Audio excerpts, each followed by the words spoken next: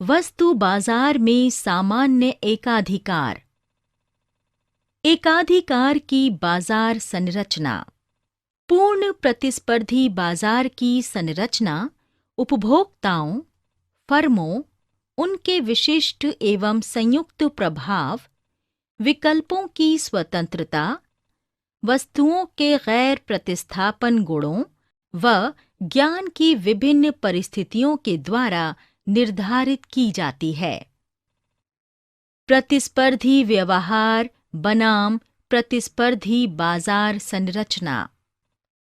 एक पूर्ण प्रतिस्पर्धी बाजार में एक व्यक्तिगत फर्म बाजार कीमत को प्रभावित नहीं कर सकती है, परंतु फर्मों के बीच प्रतिस्पर्धी व्यवहार तथा प्रतिस्पर्धी बाजार संरचना आमतौर पर व्युत्क्रमानुपातिक रूप से संबद्ध होते हैं।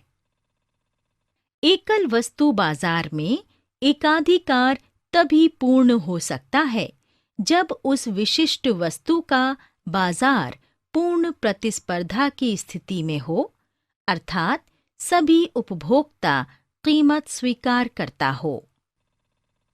एकाधिकार बाजार में बाजार मांग वक्र, कुल संप्राप्ति वक्र तथा औसत संप्राप्ति वक्र।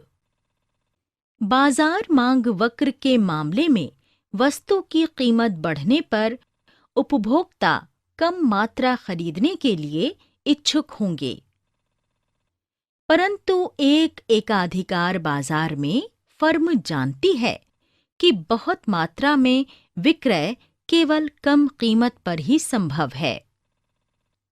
फर्म ऊंची कीमत पर वस्तु को तभी बेच सकती है जब वो अल्प मात्रा में वस्तु को बाजार में लाए। अतः एकाधिकार फर्म के लिए कीमत बेची गई वस्तु की मात्रा पर निर्भर करती है। वस्तु की बिक्री से फर्म द्वारा कुल संप्राप्ति उत्पाद कीमत और विक्रय की गई मात्रा के गुणनफल के तुल्य होती है। ये देखा गया है कि वस्तु की 10 इकाइयों की बिक्री के बाद कुल संप्राप्ति घटने लगती है। हम जानते हैं कि एकाधिकार बाजार में वस्तु की कीमत की आकृति बाजार मांग वक्र को भी दर्शाती है। एकाधिकार परिस्थिति में कुल संप्राप्ति को वस्तु की कुल मात्रा से विभाजित करके औसत संप्राप्ति को गणितीय रूप से प्राप्त किया जा सकता है। यदि हम इसे रेखा चित्र के द्वारा दर्शाएं, तो हमें उद्गम और कुल संप्राप्ति वक्र पर मात्रा व कीमत के प्रतिच्छेदन बिंदु के बीच एक संयोजी रेखा को खींचने की आवश्यकता होगी।